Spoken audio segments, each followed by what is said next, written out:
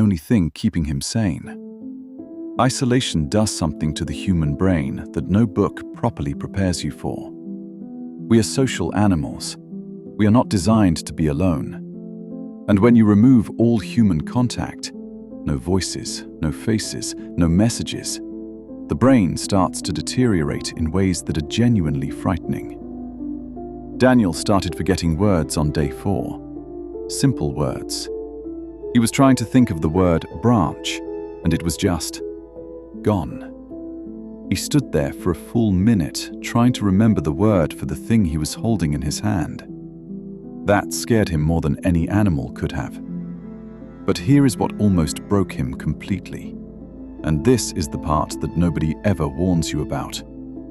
It's not the big problems that destroy you in the wild. It's the small ones. On day 4, Daniel dropped his lighter into the river. Just like that. Slipped out of his hand, gone. No fire.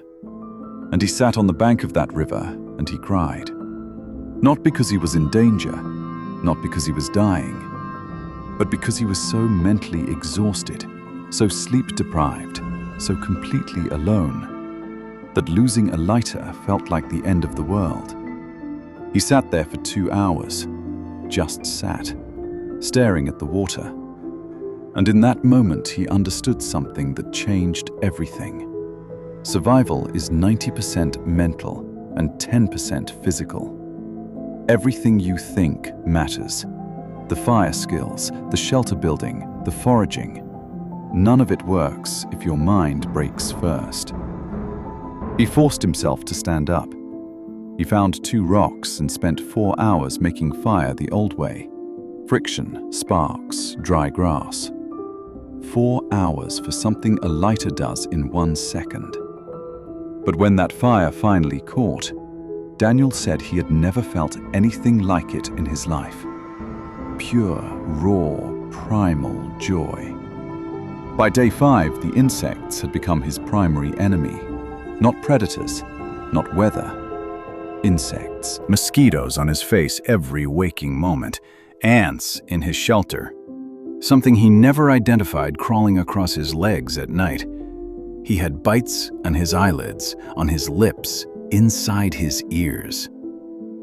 And here is the psychological torture of insects in the wild. You cannot escape them. You cannot turn them off. Daniel spent 1 entire afternoon just sitting and slapping mosquitoes. Not doing anything productive, just sitting and slapping and hating every single one of them. By day 6, Daniel had lost significant weight. His body was eating itself for energy. Real hunger, not I skipped lunch hunger, but 3 days without a proper meal hunger, does something to your thinking that is impossible to describe. Everything slows down. Simple problems become impossible. Daniel stood in front of a rabbit trap he had built and couldn't remember how he built it or how to reset it. He just stood there, staring at it. The trap was empty anyway. Day 7 brought rain. Heavy, cold, relentless rain that destroyed half his shelter and soaked everything he owned, including the small pile of dry wood he had spent 2 days collecting. He rebuilt the shelter in the rain, slowly, with hands that had stopped feeling things properly 2 days ago. And here is what that moment taught him. The wild does not care about your feelings. The wild does not care that you are tired, that you are cold, that you have had enough. The wild is completely and utterly indifferent to your existence. On day 8, Daniel made a mental decision that saved him.